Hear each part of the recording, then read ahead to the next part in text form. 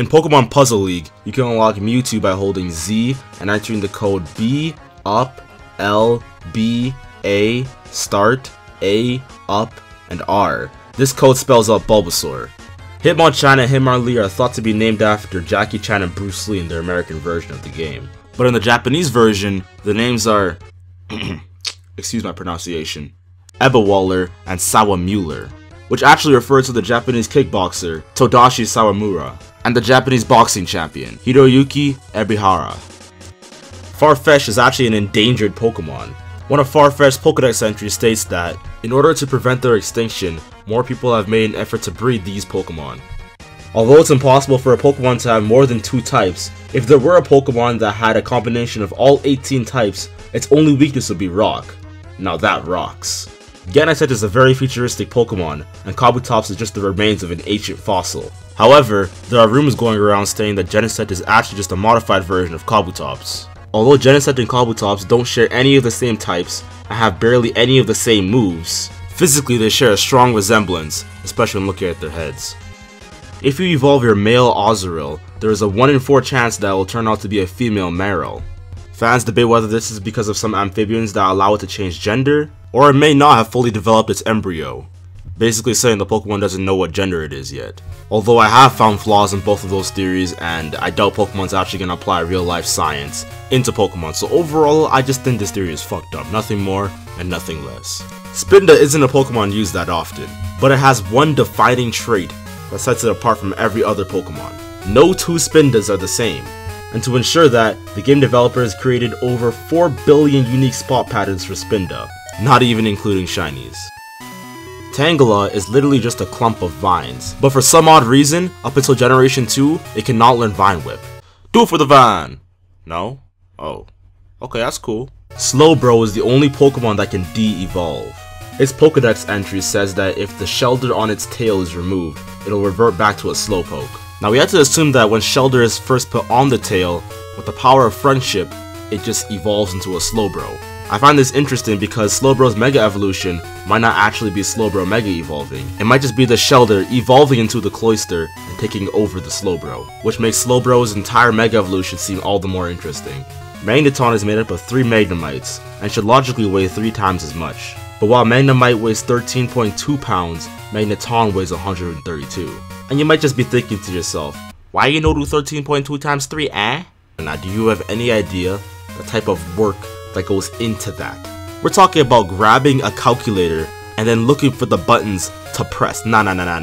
Pokemon developers, they ain't got that kind of time. I mean, these developers are busy motherfuckers. I mean, in every single game, they gotta make a new legendary, put that on the cover, and then add like 7 or so new buildings. Copy and paste those buildings onto a previous Pokemon game just so they can justify it being called a new Pokemon game. And now you want them to look for a calculator and type in 13.2 times 3? Nah, they ain't got that kind of time. Are you kidding me? Let's just move like the dot on 13.2 over to the right one place. That saves like 30 seconds of time, right?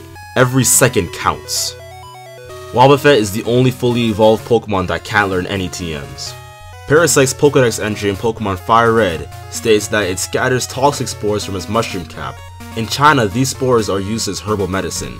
So basically what they're trying to say here is that Parasect can hop from universe to universe, from the Pokemon world to motherfucking China. This polka-dotted monstrosity is saving millions of lives in China.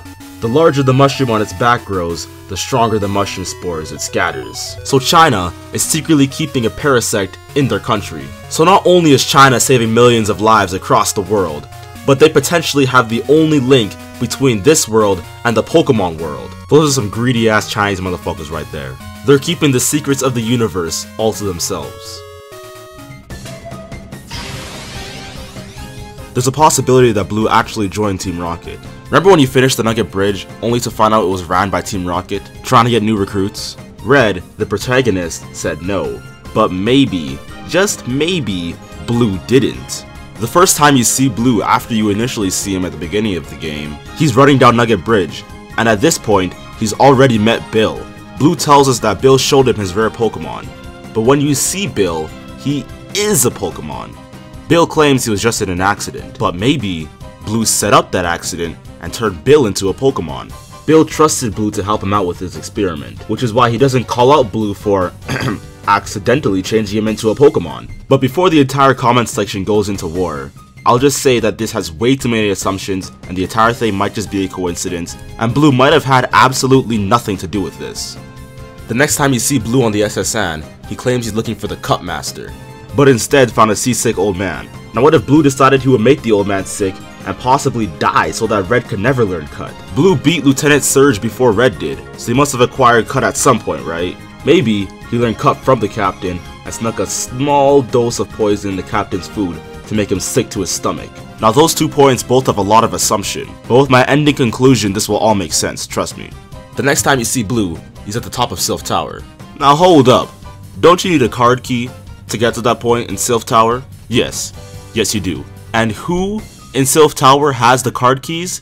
Team Rocket members. Not only did he have the card key, but he was just waiting for you there, as if he knew you were coming. Now this is where we draw the line with all these coincidences. It's either Team Rocket is so stupid they let not 1, but 2 10-year-old kids walk in and potentially foil their plan, or this was all planned. What happened was that a Team Rocket grunt was testing Red's strength. Upon losing to him, he gives Red the card key. Why? Because Team Rocket knew Red was coming. Not only that, but Blue wanted to fight Red. Not only that, but after beating Blue, he tells you you're ready for Boss Rocket. He knows the Team Rocket boss.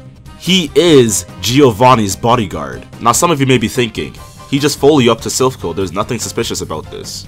And I say, how did he get in the room before you if he was behind you? You would have had to cross paths at some point, right? Nowhere in Silphco do you ever see Blue pass you. You only see him when he's ahead of you, which proves Blue was lying. And he was waiting for you there, as Giovanni's head bodyguard. Now you may be thinking to yourself, how did Blue climb up the ranks so quickly to already become the head bodyguard of the Team Rocket leader, Giovanni? And this is when we look back at the coincidences that I previously mentioned. Each mission Team Rocket assigned to Blue has increased in difficulty, from simply messing up a man and stealing his Pokemon to nearly killing a captain on a ship. Team Rocket was testing if Blue was strong enough to be Team Rocket's bodyguard. Blue was relentless and brutal. He showed no mercy. These type of attributes are what Team Rocket will be looking for in the head bodyguard. But why exactly is Blue doing all of this? The answer is quite simple. Is to become the Pokemon League champion. Blue carried out Team Rocket's deeds so that Team Rocket would one day reward Blue for his efforts by giving him strong Pokemon to become the Pokemon League champion. In fact, I'm entitled to believe that the only Pokemon Blue actually caught were his starter, Pidgey, and the Rattata that you killed. But that's for a different video. That's pretty pathetic if you ask me. He sweeps through the first 7 gyms, and Giovanni just hands him over the last gym badge as a reward for his efforts. He basically stole Pokemon and cheated his way up to the top. But hold up, if all of this actually happened, why didn't he tell anyone he was part of Team Rocket? And that answer is very simple. If he told anyone, he could risk his reputation being ruined, not being able to win any badges and becoming the Pokemon League champion. Then after that, becoming a gym leader himself. Your final battle with Blue is more than just a simple Pokemon battle. It's to prove that hard work and friendship always pays off. You grinded your way to the top, while Blue just cheated his way to the top. In this final battle, you have to prove that hard work beats cheating and taking the easy way out.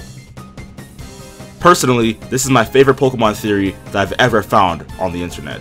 And I encourage everyone in the comments section to speculate this theory, as I find it very interesting. It's one of the only theories I've covered that might actually be true. But it's just a theory. A Pokemon theory.